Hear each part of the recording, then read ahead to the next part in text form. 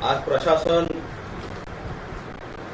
50% रिकामा आहे, याकडे कोणी लक्ष देत नाही। आज ज्या पद्धतीने तहसीलदार कार्यालय असेल, साधे सावंतवाडी तालुक्यातले तलाठी सुद्धा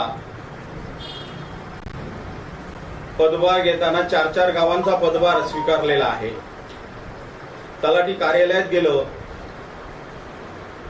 जसा वारकरी वाऱ्या घालतो पंढरीच्या चरणी, तशा तऱ्हेच्या वाऱ्या ह्या ग्रामपंचायत असेल, तलाठी कार्यालयात शेतकऱ्यांना असेल, सर्वसामान्य जनतेला इथं घालाव्या लागत आहेत। आज ग्रामसेवक तीच परिस्थिती आहे। ग्रामपंचायत मध्ये सरपंच असतात, उपसरपंच हजर असतात, जनता तिथली हजर असते दाखल्यांसाठी, कागदपत्र घेण्यासाठी, मात्र ग्रामसेवकच नाही। कारण एका ग्रामसेवकाकडे जवळजवळ 4-4, 5-5 ग्रामपंचायतीचा पदभार आहे आणि त्याच्यामुळे एक दिवस आठवड्यातले ग्रामसेवक कुठच्या तरी कार्यालयात गावामध्ये हजर असतात। म्हणजे ज्या ठिकाणी 5-5 दिवस ग्रामसेवक हजर पाहिजे त्या ठिकाणी आठवड्याचा एक दिवस हजर असतो। ही परिस्थिती आज गावात आहे। आज सर्वसामान्य शेतकऱ्यांचा मोठ्या संख्येने अनेक योजनेमध्ये लाभ घेण्यासाठी वंचित राहावंसं लागतं। कर्ज घेत असतील त्या शेतकऱ्यांची हालत होते।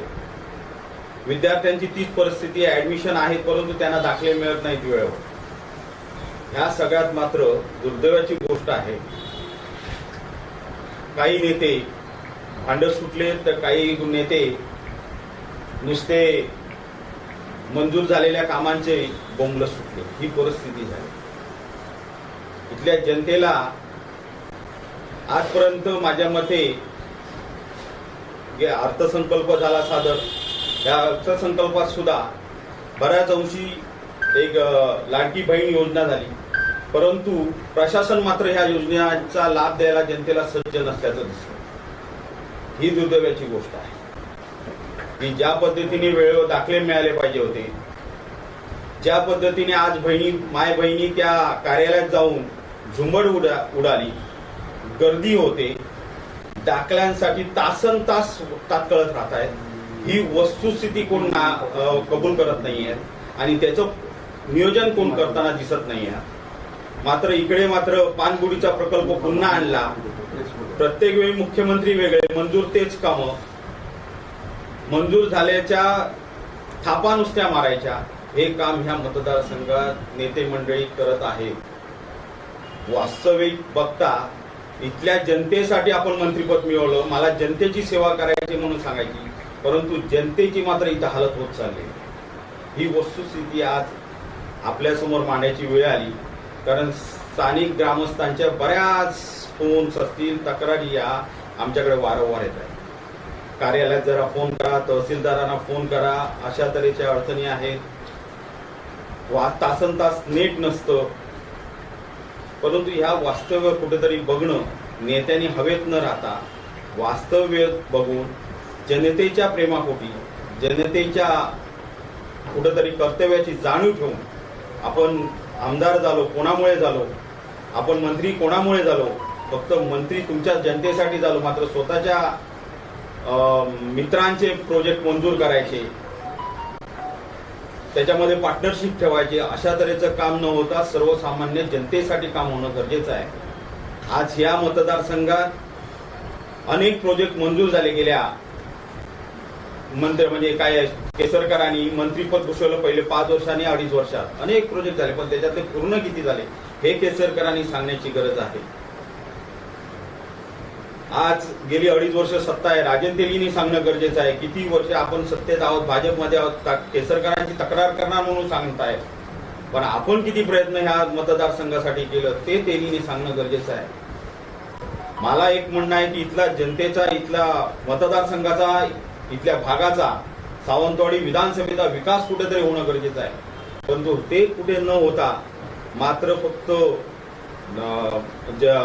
पत्रकार परिषद घेऊन फक्त जाहीर करायचं, थापा मारायच्या, याच्या पलीकडे वास्तवात मात्र कुठचं काम होत नाही। साधा सुरक्षा कवच प्रशिक्षण केंद्राचा विषय घ्या, केसरकरांनी 17मध्ये 18मध्ये मंजूर केलेलं ते आजही भिजत पडलेलं आहे गोंगडं। मल्टीस्पेशालिस्ट म्हणजे हॉस्पिटलचं बोलूच नका, म्हणजे आज काय बोलायला तोंडही नाही त्यांच्याजवळ, केसरकरांजवळ. अशी वास्तव परिस्थिती आज या मतदारसंघात झालेली आहे. आज म्हणजे आजच्या घडीला महत्त्वाचा विषय मात्र एकच आहे. आजचा मला वाटतं सर्वसामान्य जनतेने समजून घेण्याचा आहे की सर्वसामान्य जनतेची नाळ ही कोण ओळखून बघतंय, कोणाच्या उपयोगाची, म्हणजे कोण आपल्या वेळेकाळ प्रसंगाला येऊ शकतो, आपले जनतेचे हाल कोण समजून घेऊ शकतो, आणि त्या दृष्टीने आता जनतेने ह्यांना जागा दाखवणं गरजेचं आहे असं मला ह्या निमित्तानं वाटतं.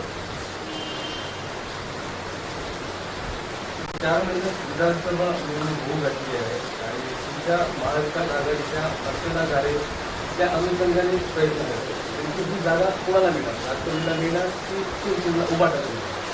एक गोष्ट मी सांगतो की हा निर्णय, हा मतदारसंघ गेली 2 टर्म्स तर शिवसेनेचा, त्याच्या अगोदर सुद्धा 2 टर्म्स शिवसेनेकडे होता, मधला काही गॅप एकदा राष्ट्रवादीकडे. त्यामुळे गेल्या 2 वेळेला आमचा शिवसेनेचा उमेदवार आहे हा इथं निवडून आलेला आहे. त्यामुळे 100% आमच्या पक्षप्रमुखांकडे आमचा आग्रह असेल, हा मतदारसंघात शिवसेना उद्धव बाळासाहेब ठाकरेंचा उमेदवार असावा. आपल्याला महत्त्वपूर्ण आदेश आला आहे की शिवसेना उभाटात लढणार असा आदेश आला आहे. हे बघा, आदेश येईल तेव्हा महाविकास आघाडीचा आम्ही म्हणजे जो उमेदवार देतील त्याचं काम करणार हे नक्की. फक्त आम्ही साहेबांकडे मात्र विनंती करणार की हा मतदारसंघ गेली 10 वर्ष शिवसेनेचा उमेदवार इथं विधानसभेत उमेदवार, खासदारही बरेच निवडून येतात आणि ह्यावेळी सुद्धा चांगलं लोकसभेला आम्हाला मतदान इथल्या जनतेने दिलेलं आहे आणि त्यामुळे आमचा आग्रह आहे.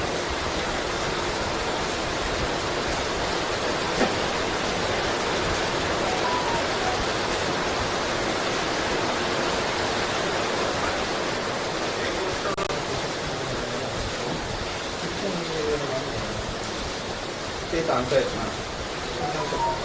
पण आता स्थानिक लोकांचं